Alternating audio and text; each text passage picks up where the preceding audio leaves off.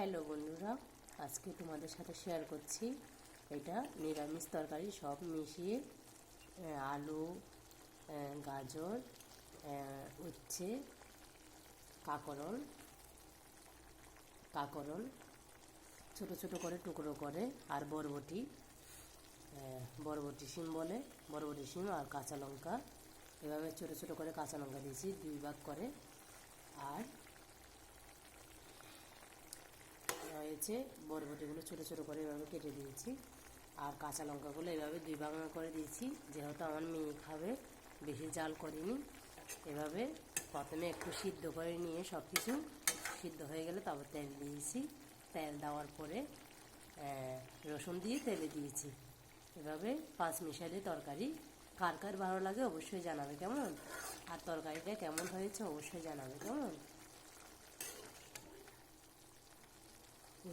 উচ্ছেটা আমার একটু তিতো পছন্দ, ওই জন্য উচ্ছেটা দিয়েছি।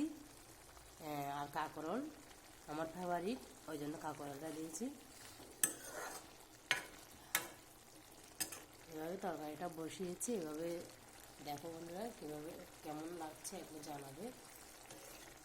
আর গন্ধটা এত ভালো, রসুন দিয়ে তেলে দিয়েছি, গন্ধটা এত ভালো, কিছু বলার নেই, অসাধারণ। আর ছোটো আলু, এগুলো হচ্ছে ছোটো আলু, ছোটো ওগুলোকে আমি খোসা সমেত এভাবে দিয়েছি ছোটো ছোটো করে কেটে। তোমরা একবার বাড়িতে করে দেখবে।